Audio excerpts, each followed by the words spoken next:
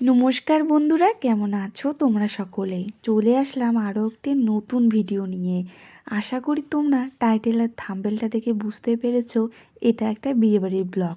তো যাই হোক বন্ধুরা, তোমরা শেষ পর্যন্ত ব্লগটা দেখো, আশা করি ভালো লাগবে। দিনটা ছিল বৃহস্পতিবার। তো এখন আমি করছি দুপুরে রান্না। যেহেতু একবেলাই খাবো তাই কিন্তু খুবই কম পরিমাণেই রান্না করছি। এখানে আছে শাক ভাজা করব, উচ্ছে ভাজা, আর করব নিরামিষ কাঁঠালের তরকারি। বৃহস্পতিবার আমাদের বাড়িতে নিরামিষই হয়। তবে জানো তো, যেহেতু বিয়েবাড়ি যাচ্ছি, তো ভাবতেই পারো বাড়িতে নিরামিষ আবার বিয়েবাড়ি যাচ্ছে। আসলে দেখো, সব বিয়েবাড়িতেই যে গিয়ে খেতে হবে বা খাওয়ার জন্য যে বিয়েবাড়ি যাওয়া, এটা কিন্তু একদমই নয়। তো যাই হোক, বিয়েবাড়িতে অবশ্যই নিরামিষের ব্যবস্থা আছে। আর বিয়েবাড়ি মানে সবার সাথে দেখা, একটু আনন্দ, এটাই আমি মনে করি। তো দেখো, বাড়িতে খাওয়া দাওয়া কমপ্লিট করে কিন্তু আমি টোটোতে করে এসেছি। তো এসেই দেখি দিদি জামাইবাবু চলে এসেছে, এই জন্য আমাকে জামাইবাবু একটু রাস্তার থেকে এগিয়ে আনতে গিয়েছে। তো এখানে আমি আসার পথে আমার বড় ননদ কিন্তু আমাদের এই বাড়ির জন্য তাদের দোকান থেকে মিষ্টির প্যাকেট পাঠিয়ে দিয়েছে। আর আমি একটা তরমুজ নিয়ে এসেছি। তো আস্তে আস্তে প্রায় সন্ধে হয়ে গিয়েছিল। তো এখন কিন্তু আমরা রেডি হচ্ছি বিয়েবাড়ি যাওয়ার উদ্দেশ্যে। বিয়েবাড়িটা ছিল আমার বাবার বাড়ির একদম কাছেই, তাই জন্য কিন্তু এখানেই আসা। তো এখানেই রেডি হব, আর বরমশাই কিন্তু একদম পরেই আসবে। তো ফাইনালি দেখো, আমি রেডি হয়ে গেছি। আর আজকে অনেক দিন পর আমার এই বিয়ের বেনারসিটা পরলাম। আমাকে কেমন লাগছে অবশ্যই কিন্তু একটা কমেন্ট করে জানিও। চলো বাইরে দেখাই কে কে এখানে দাঁড়িয়ে আছে রেডি হয়ে আমাদের জন্য ওয়েট করছে।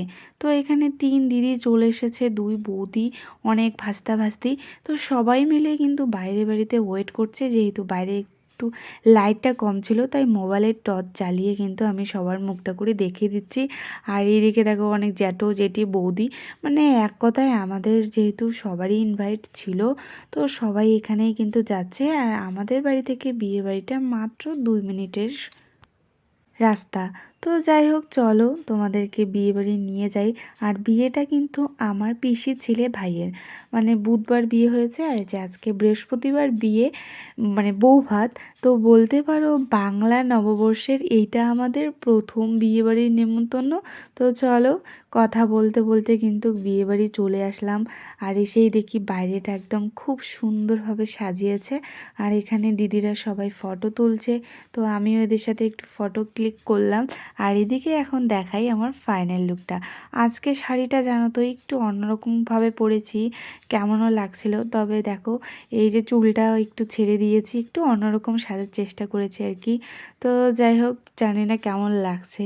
তবে দেখো, আমার বিয়েবাড়িতে যদি একটু না সাজি তাহলে কোথায় সাজবো বলো? আর এখনই তো একটু সাজার সময়। তো যাই হোক, চলো তোমাদেরকে দেখাই। এই যে দেখতে পাচ্ছ, বর কিন্তু এখানে দাঁড়িয়েছিল। তো বরকে বর মনে হচ্ছে না, মনে হচ্ছে একটা বাচ্চা বাচ্চা ব্যাপার। তো যাই হোক, তোমরা মানে বউকে দেখলে কি বলবে, একদম পুতুলের মতো দেখতে, কিন্তু খুবই কিউট। আর এই যে যে হাই করলো, ও কিন্তু বরের আর কি বোন।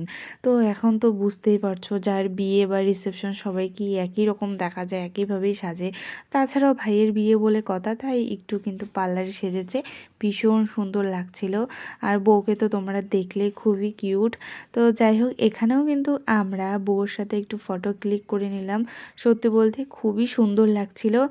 আর এদিক মধ্যে ততক্ষণে আমার বরমশাই কিন্তু চলে এসেছে। তো এখানে নতুন আর কি বর বউয়ের ঘরে একটু বসেছে। তো দেখো, এদের এই ফার্নিচারগুলো কিন্তু ভীষণ পছন্দ হয়েছে আমার।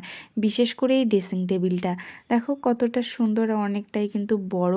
তো অনেক কিছুই দিয়েছে, বক্স খাট, গোদরেজ, আলমারি, ডাইনিং টেবিল, যেসব দেয়, মানে একটাই মাত্র মেয়ে, যা পেরেছে মন ভরে কিন্তু দিয়েছে।